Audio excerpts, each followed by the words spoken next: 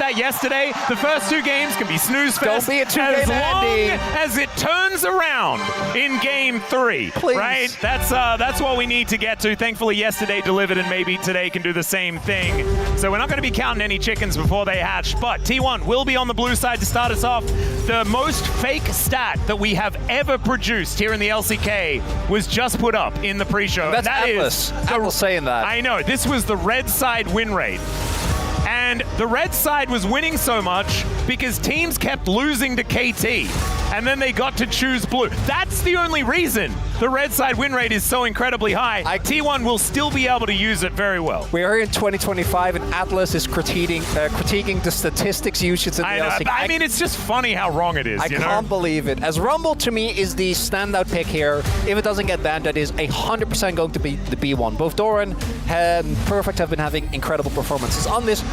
And there it is. Yeah, I'm not too shocked by this because it does limit you as T1 because you are going to have to pick one of the OPs, whereas KT will be able to get 2. Victor is still open, which is a pick we've seen Faker heavily gravitate towards. Zinzao is still open. Gwen. Yeah, Gwen, Jace. Although we have seen Jace drop a little bit in prio in recent times. Sion is another. Yeah, this is a dangerous ban. The Gwen being banned away when Sion's up just makes it kind of free here for Doran if he wants to pick it.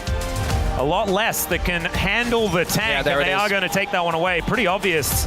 And so, does Perfect have the Ambessa answer? I was going to say answer, but I was too busy thinking about Ambessa. Just almost said her instead. It has kind of worked on this patch. There's a few lines of thought, right? You can go for Ornn and just handshake. And what about the Nidalee? Well, you can. Well, Nidalee I like as a pickup because Cuz can also play it. Yeah. So I wouldn't be opposed to that, and then it gives you a flex potential, gives you more time to think about what you want to play. Oh my! They could even like Nidalee Renekton and then do something like do some Corki in the mid lane. If you haven't been watching a lot of KT games, Peter is the best Nico in the LCK right now, right? And that is a statement I am very confident in. I think he stands alone in the amount of consistent engages we've seen him get.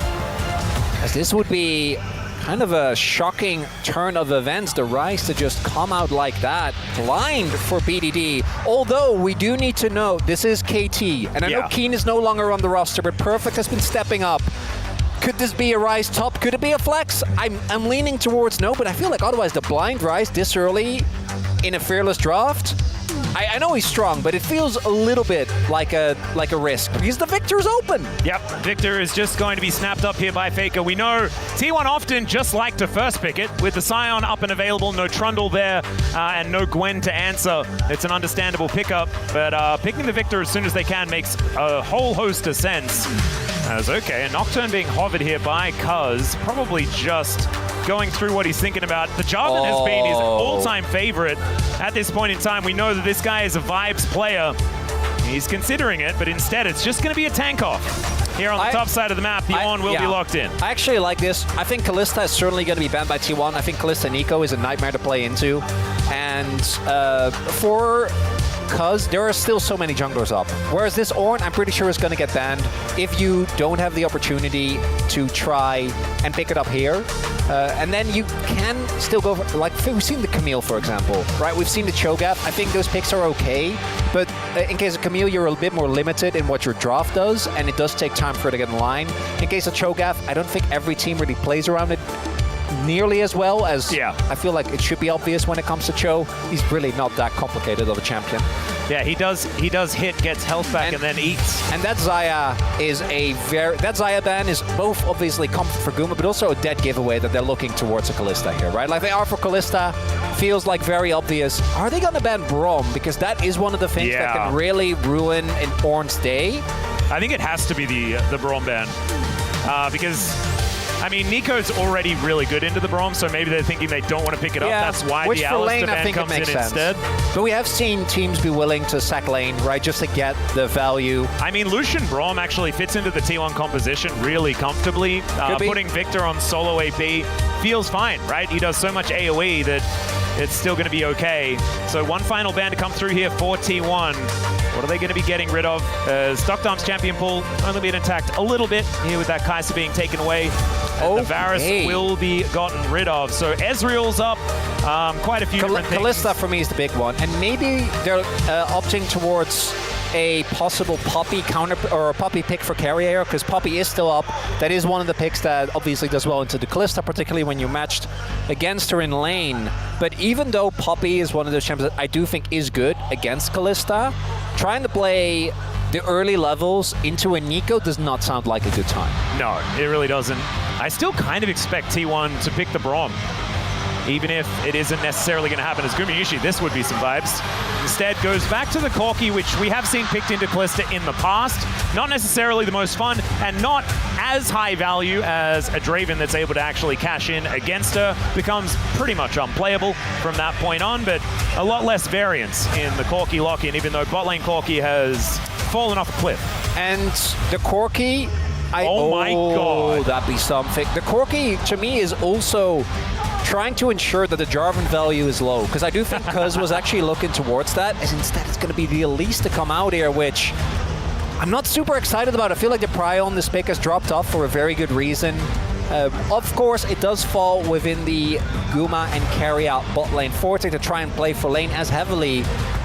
Is Cuz going to go towards that? To me, with the Corki, I do think the Jarvan loses a lot of value. There's still decent targets on the enemy team, but if this was a Senna, I think the Jarvan is a no-brainer. Yeah. Because you have a guaranteed way to lock down the enemy AD carry. With the Corki, that's just never going to be the case. And Wukong actually has the reliable backline access, and the team fighting power here on both sides. Scary thing to behold. Feels like months ago, years ago, eons ago. And that doesn't matter now. What matters now is how well you played today. Let's get onto the riff.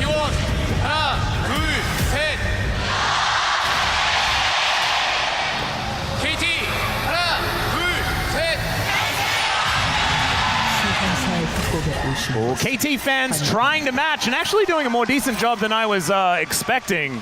But T1 fans kind of ruling this building right now. Yeah, they do that pretty consistently, Atlas. Yeah. When the planet is your home ground, it's just a difficult thing to match. But KT, they're going to do their best. And of course, KT fans know that when the opposite side has louder fans, it's way better for KT.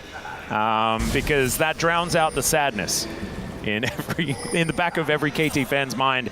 As Doran on the Lumberjack Scion this time around. Big fan. Maybe looking for a cheese play. Scion is one of those champions that uniquely gets to have an extended impact level 1, thanks to both how good his Q is, but also his passive. And this is a very deliberate level 1 strategy. We'll see if they fall for it. Because for Perfect, trying to face check any of the brushes early on, you can't really do, right? Because you're playing into Scion, so you need to be very respectful. So it might take a while for them to actually figure out that this Scion is missing. Well, there's the knockoff from Doran immediately. Doctom trying to get out of there, but Peter, he is just dead. Keria going to take the long way around as Doctom throws some sticks into him, but that is the value already. And this, it's a tale as old as time. We've seen this Scion play for so many years, but it really, people haven't brought it out all that often until now. And because of the experience that with the TP Doran got, he's barely behind. He'll be behind a little bit, but he's not going to be bothered. The kill also went over to Elise, and if there was one support where you're fine with getting an early kill, it's definitely the Elise. And Peter, him dying, it's rough. It's good for T1, but it's not the end of the road. But Doctom not having sums, that's a big deal. Man, this is... I couldn't believe that he even got Doctom there, as he was right on the edge. That Q, man, the hitbox, it's kind of Nautilus-esque. As BDD just saying it's okay. It's a bit of an accident. We're going to be okay. As you would expect from the leader of the team. Yeah, if you slip on some cheese, it's okay, you know? Just get back up, back on the horse. It's not what cheese is for, but it happens to everyone. Yeah. You know, you made a nice cheese plate, and there's a straight piece of cheese on the floor. Yeah, and there's always more cheese on the plate. It's fine. You don't need to worry about it. And that's what KT are going to attempt, but it's a good start so far for T1, especially in this lane where things can be difficult. As of course, Nico Kalista, we haven't really spoken about it too much, but we've seen this combination used many, many times. That of course really helps when Nico wants to go for psycho engages. Oh yeah. Because you always have that added safety, but it's also very strong in the lane. And we're seeing here that they do have a little bit of shove. Shape Splitter coming on through there. As Perfect playing out this top lane relatively well thus far, as you can see, about half a wave in advantage. And Cuz just going to be farming things out. Same thing can be said for Oner, who's looking for his first reset. So outside of that little kerfuffle in the bottom lane, not too much more to report.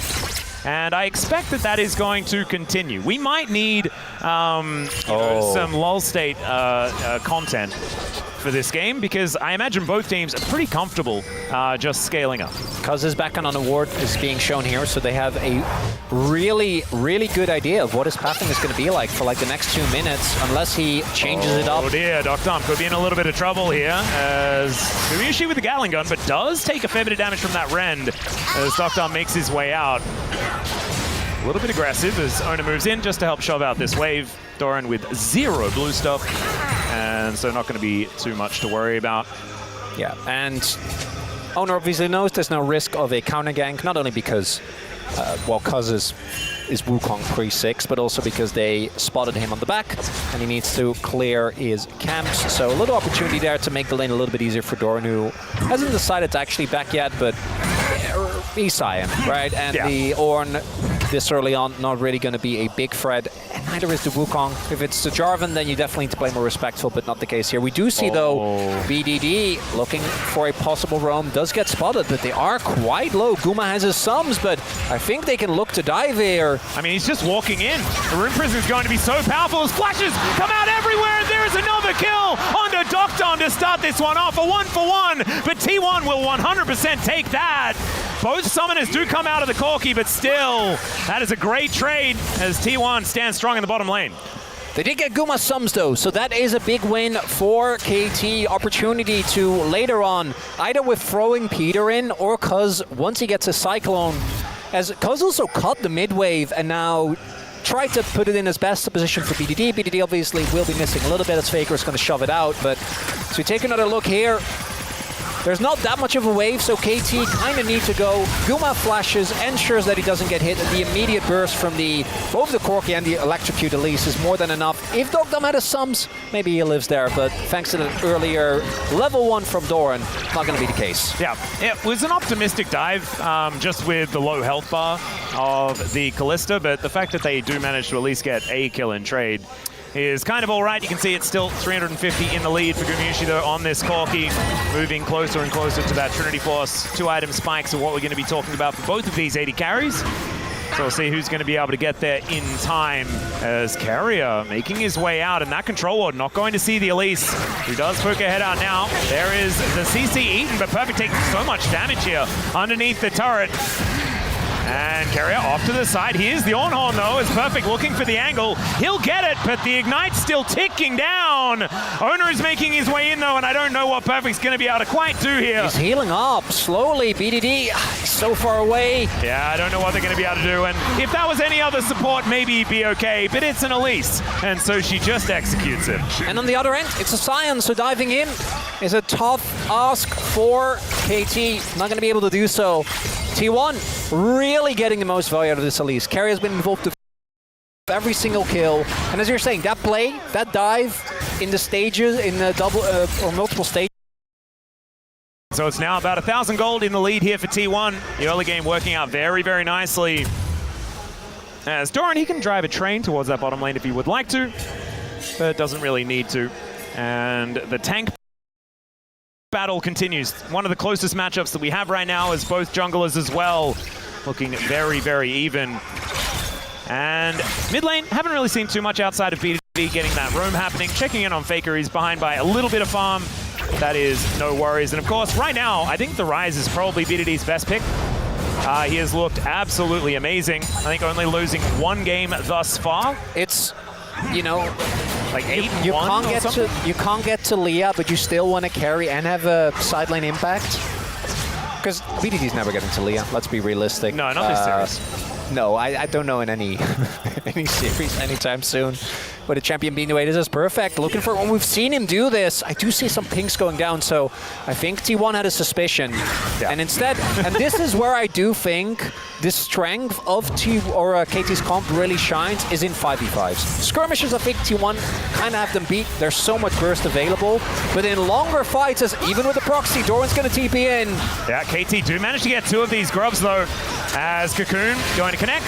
And it is on to Peter, actually. I think that was the real Peter. They do secure the one singular grub.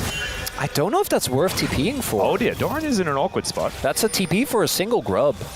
I think, obviously, Doran still gets ahead because he proxied, but more so the value of the TP as a summoner. I am a little worried, though, with Perfect giving up so many of these waves, because one of the things we always look at with Oren is you need to hit your experience spikes as soon as possible. So much of his power budget is tied up in the ability to give out free gold, and those goodies don't come until level 13, and really, you're looking at like level 15 that I think you're really starting to feel the impact when you've handed out 2 to your teammates. So this is okay, but want to make sure you don't drop too many waves. But for T1, I think they need to keep playing proactively, because we get to a game state where we are trying to just 5v5 for these objectives. Like Elise into both an Ornn, who can negate your stun, and 2 clones on the enemy team. It's hard to find a lot of consistent value. Yeah, the Cocoon angles are a little bit more difficult to gather. And Doran just going to be demolishing another plate here towards the top side, eating some petals there as well. Get a few extra stats, that feels pretty nice. As Perfect making his way back up towards this top side and will be able to catch this wave, but Doran has just really had so much better control of the wave here up against Perfect. Perfect sacrificing a fair bit, as we can see here. He's paying the price for it, about 14 CS in the lead here for the Scion, who is able to farm in between the turrets and then in between the turrets again. As, yeah, we all know who's responsible for this just happening all over the world. As BDD going to be taking the Rod of Ages, picks that one up. Decent clip on that as he is approaching a 600 gold lead, the largest lead here on his team. The largest lead on the Rift, though, is still Keria. I noticed joke has been made a lot, but, you know, Doran hasn't died yet, so... Is he not doing it correctly? I would say so, no. Yeah. You could have grabbed that extra wave, and yeah, maybe because kills you, doesn't matter. I mean, he finishes his Hollow Radiance. I'm mostly memeing. Obviously, T1 applying a good amount of pressure here. And it's a necessity. I still think T1, the composition, can teamfight well, right? Like with Victor, Cyan, and Xin Zhao as a core. You can't really ever be counted out. You can create so much space. You have an insane amount of damage when you get to the later team fights, particularly a Faker. Even though he did go for Grasp, I hope he's going to go to a more damage-focused build to try and cut down all these beefy targets, because the entire top side of KT is going to be swimming in either just resistances from the Ornn, but both Cuz and BDD will have so much health as well. Yeah. No, it's going to be absolutely obscene. You can see it's the double mask build. We've seen this crop up many times. Faker putting a couple of them together. The Leandris is a guarantee, though, and that is going to be an important item as Peter over the wall here. Wind becomes lightning. But Peter not going to quite find the angle just yet. With Callista in the vicinity, he does have a lot of safety. Doran looking for an ult, maybe. Yeah, a few buttons on cooldown here for Faker, but he's able to step his way out. You can see Doran moves back towards that top lane as pings come on through. Teleport available for Perfect, not up there for Doran, and this is what you were talking about before. There's the ult, though, for Doran, so if Perfect does TP, there is an option, but also neither of them can TP when the other is there. Yeah, there is a bit of CC that can stop them from being able to do that. As Perfect going down lower and lower. He might need to look for a back as, okay, Roar the Slayer comes on through, but I think the Oner is going to be okay. KT looking for Dragon number 2 here as it's going down lower and lower. Remember, it's Smite and Rend, so that is going to be a guarantee. Enough sticks in there to lock that one down. That's hack stack. Oh my god, okay. We are starting off pretty strong here. I was a little bit worried because it was, what, Cloud and the Ocean. It could have been a Chemtech as, all right, Doran, tanking up the turret because he can. But Faker is coming on over and Perfect could be in trouble yet again. Doesn't manage to get the Bellows Breath off quite in time as Doran slowed down for quite some time there and does have to flash as there's a knock up onto Oner and he'll go down. down. The follow-up is now here as BDD looking to hold Faker in position. He does so as Cuz is going down lower and lower. BDD still trying to kite as best he can, and there is Doran zoning him out with that Q. And the Rise is not going to catch up. A 1-for-1 there towards the top side. Has more fighting here in the bottom lane. Could just be a plate going over to Dr. and Peter, and that is going to be the result. Reinforcements arrive, but just a second too late there for Perfect. And if this is a 2-item Azir, that might have been a very dicey situation for T1. But Cuz doesn't have his Triforce yet. BDD is only sitting on an unstacked Rod, so you just don't have that much to really make it work. Still Perfect plays this as well as you can expect. Already gets a ton of damage down on Doran, who again knows a lot of reinforcements are coming. And then here, the damage isn't actually enough to take him down, but it's, again, the arrival of Oner ends up setting up very nicely, and he does end up going down, as mentioned. The investment for KT, I think, isn't going to be feeling too bad. It really is just that ultimate from BDD, and Cuz, I think, holds on to his Cyclone, but that's a good call, because you want to keep that for a team fight. And with the health bar that he had and no Triforce, I don't think the play would have worked out otherwise. Yeah, if they went in and tried to fight that 2v2, I think it would have been very, very difficult. So good for KT just to hold off. Gold lead not going to be changing too much, though, as we can see. Still just north of that 1,000 gold lead for T1. We do, as you've been mentioning throughout this game, they're looking for T1 to break this game open, right? Towards the mid-game, really starting to get that snowball rolling. It's what Elise compositions generally want to do, because of course she gets less and less valuable as the game goes on. As like ships in the night, Keria is going to walk past the fake Peter. And for me, when you look at Kalista comp specifically, and Ryze, really, both of them, Ryze obviously is known to skill insanely well, but I do think Kalista is, oh, that's the cleanse. Yeah, getting that one out. Well, they don't have cleanse, it's a little worse. Sorry about that, Doctor. But yeah. Kalista, when she has a front line and she has targets to stack off of, I actually do think that she skills a lot better than she used to, as we are going to get, I think, our first honest-to-God 5v5. T1, need to be careful. Don't group up too much. There is so many circles here, Atlas. Yeah, and there is Faker moving down from this top lane. There's the does TP. deal with the minion wave, and there's the teleport in.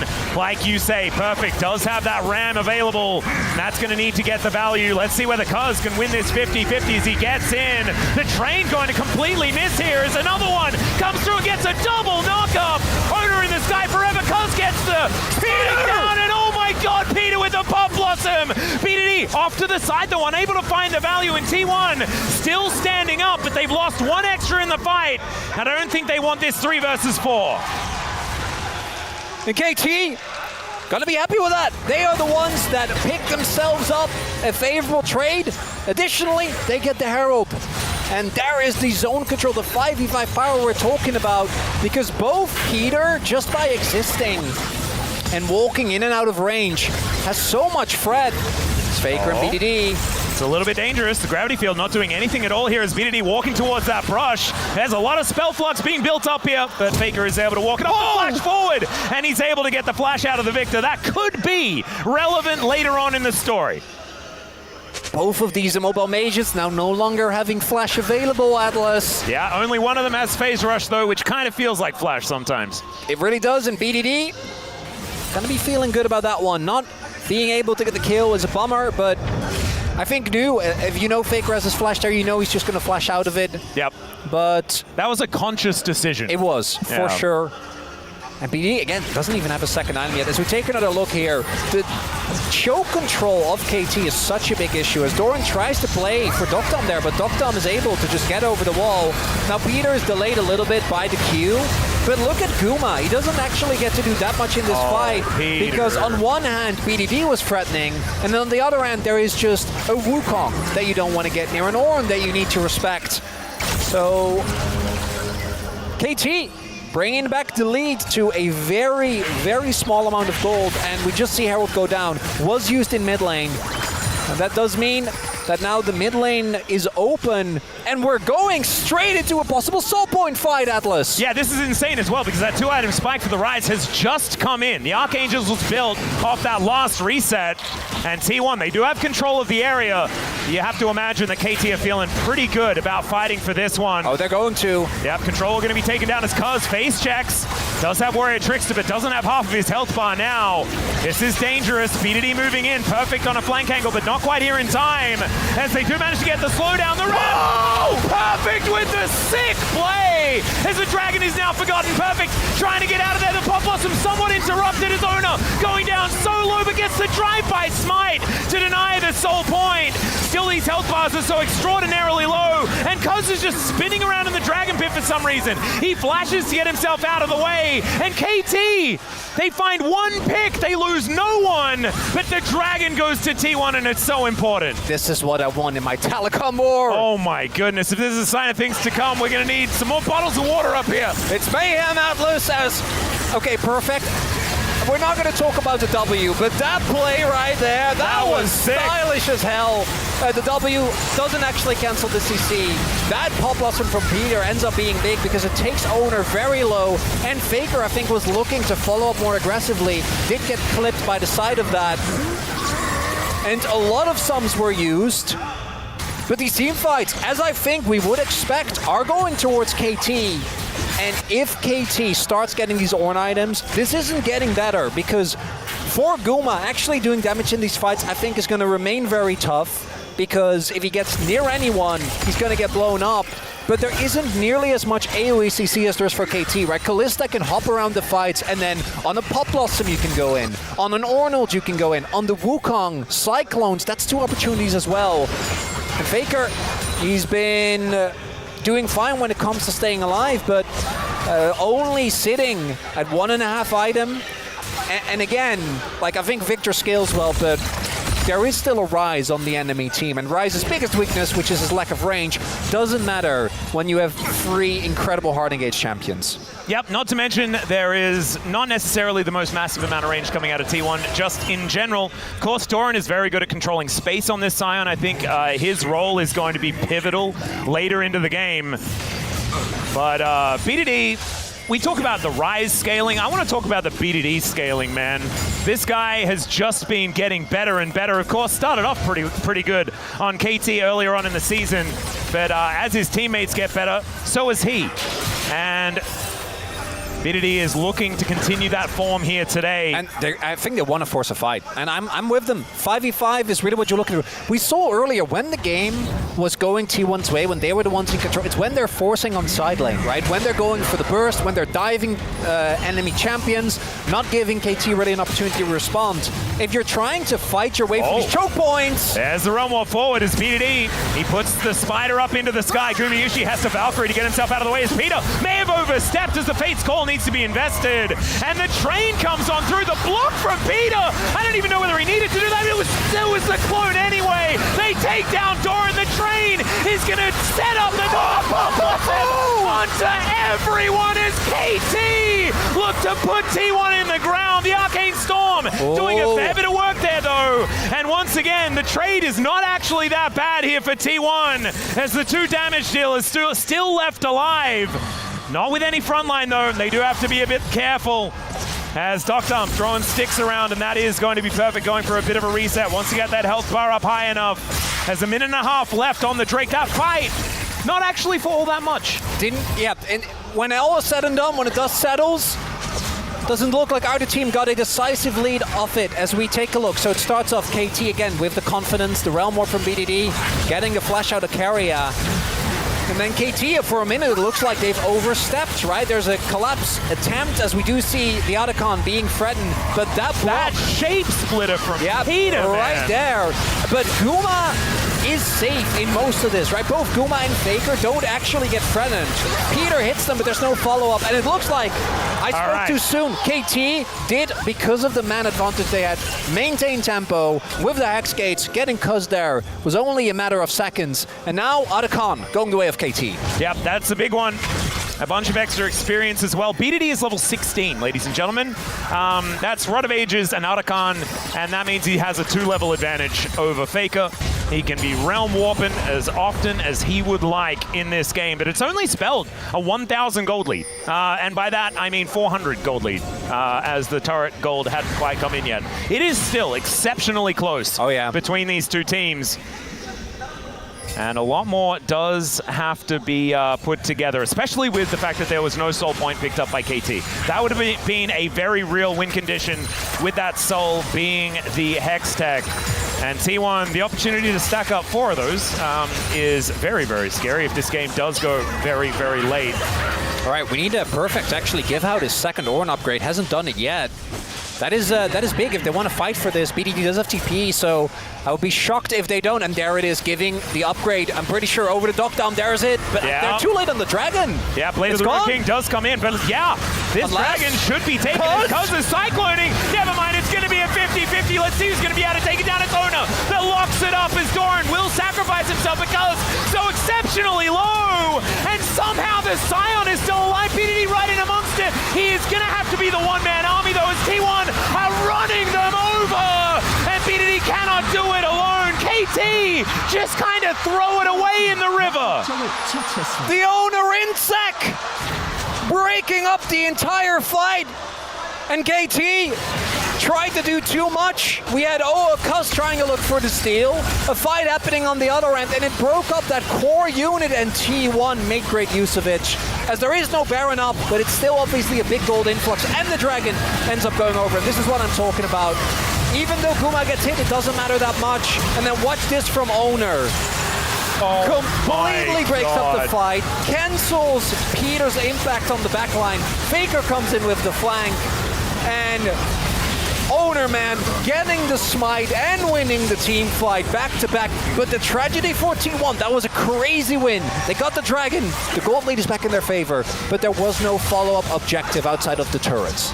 Yeah, they do manage to take this inner in the mid lane. That is certainly a big deal. We can see this gold difference over time. We've seen graphs like this before, but that number is not very high whatsoever. No one has broken this game open just yet. But T1, if fights keep going like that, and if Oner is indeed this locked in for the rest of this day, then it could be worrying times for the roller coaster riders. Let's just say that. Because we know that when Oner is on, T1, they just win everything. It's also that's kind of how it goes. Faker, as mentioned, has a lot of effective range, is now sitting at 2 items, has a 10 stacks Magi's, by the way. Oh my goodness. That might he has turn that into ready. a book. He has that ready. He hasn't quite booked it. Oh, sorry, yeah, Dark Seal. Hopefully, maybe wishful thinking on my end, is going to turn that into a Magi's. He has done it in the past. He's not often a Forbidden Book enjoyer.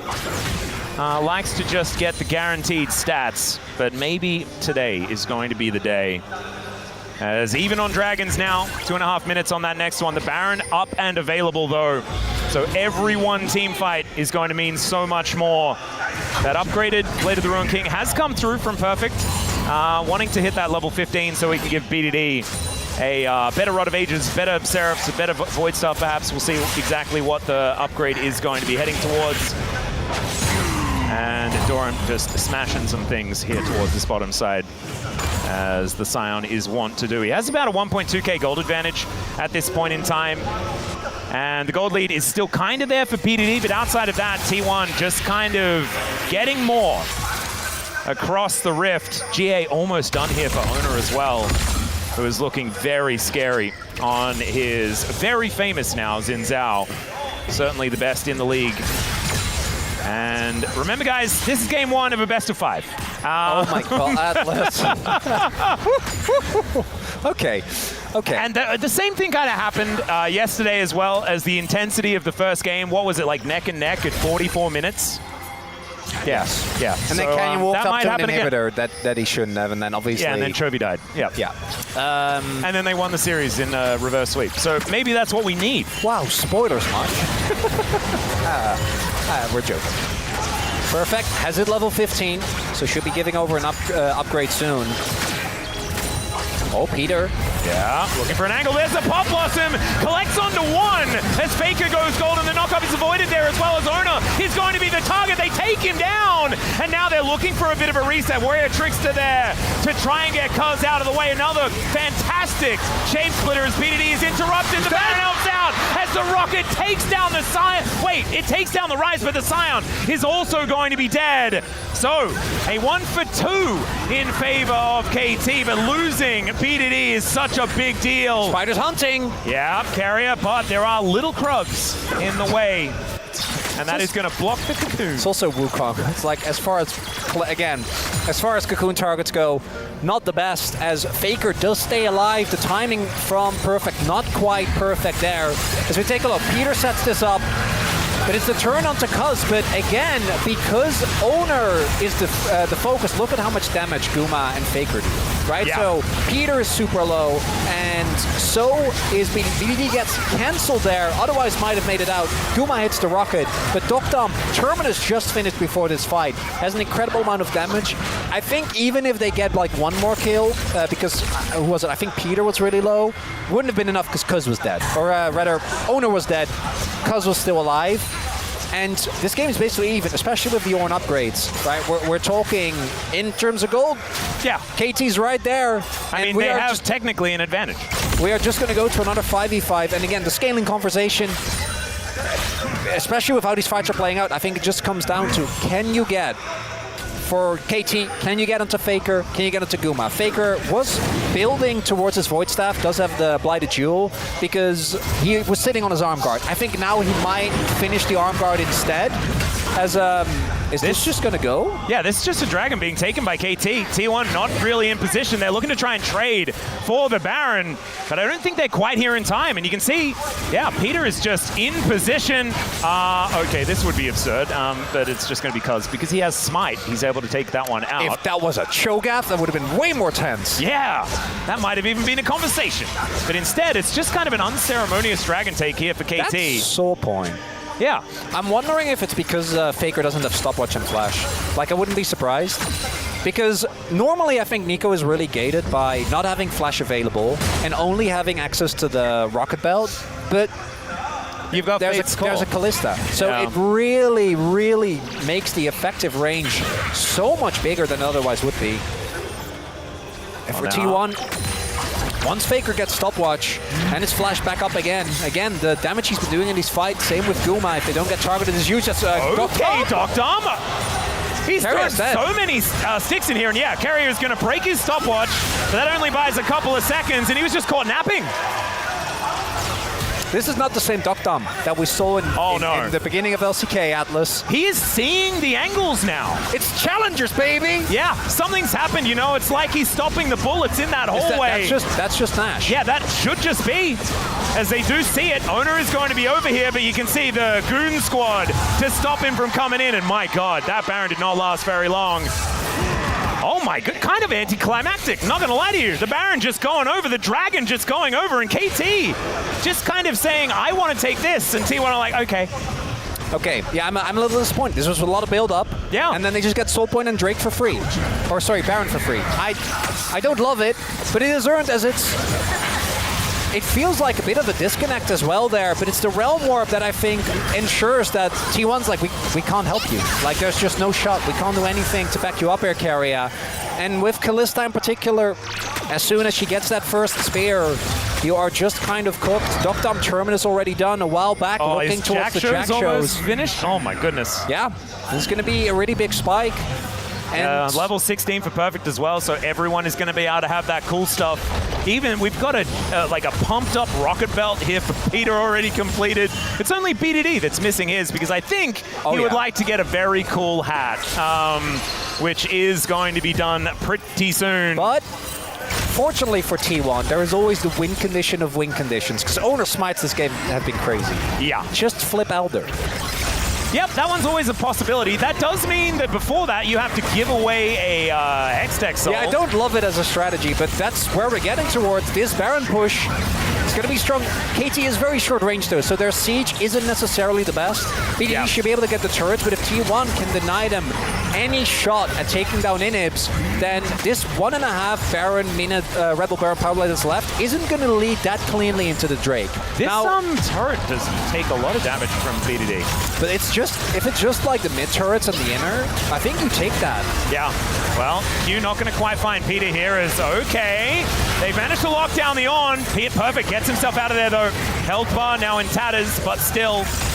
T1, they lose their turret, but they do not lose any of their base structures, which is the most important thing, and the gold lead has not actually changed whatsoever, nor does it really matter at this point in time. We are getting so late into this game. Well, we don't care. Gold's a fix. Gold's a state of mind, Atlas. Yeah, it is. I want to highlight what we're looking into. Sums are available, basically across the board. Looking at the stopwatches, has cool hat. Keria obviously doesn't have his. He just bought an arm guard, sold it now, looking to go towards Frozen Heart, as is Peter. A lot of value there on either side. We did see Faker indeed go for that Zhonya, so not finishing the Void stuff is actually a big deal. There's so much MR on the enemy team, and there is the hat. Yeah. And there's no vision control for T1, right? They don't really have control of their own jungle. And in the minute this Drake is spawning, so I think KT is going to keep the prio high, keep on pushing here, and ensure that T1 can't retake. So they need to get into the jungle of T1 right now to set up as high risk of a play as possible. Because T1, if they need to walk blind into the jungle, into these choke points against the KT, that's not something that you really want to deal with. Yep, the Magi's has now been completed here for Faker. So that is dangerous. The guy has not died this game, though. I am pretty sure. So it's optimistic, but you can understand why he's going for it. Gold's still incredibly, incredibly close. Oh, Atlas, another 5v5. There's the upgraded hat! Oh my goodness, he is such a wizard now. It's the next in fashion. Yeah. BDD bringing it out here. Okay. But KT have so much control of this area. Remember, choke points, Wukong loves it, the Ornn loves it, and the Nico especially likes it. They don't like this, though, as a Cocoon does go down. Cuz getting on into the pit here, and it's just gone. That's going to be Hextech. Soul as the Ram comes in. Triple knock-up, as now they're just going to be backing away. Faker in a decent position as Oner going forward, tries to find it once again, but he gets knocked up. The Cyclone on everyone. The Pop Blossom as well. His gorgeous follow-up. As a flash out from BDD, he's trying to keep himself alive. His Doc Dom is now untouched, hopping around the fight. Gumayusi not going to get rendered down this time. However, KT have found the angle, and Guma doesn't have the option. The train leader will be taken down, but KT, they have 4 left, and they're looking to knock down the Nexus here in game number 1. That was almost 10k damage from both AD carries, Atlas. That was insane, and I thought when Gumayusi was left alive with just a sliver, maybe there'd be a chance, but unfortunately, the rest of T1 just got wiped out. And KT on red side. Oh, Doc Dom. 5v5 comp. He is feeling himself here today, and that should be a scary sign for T1 fans as KT stays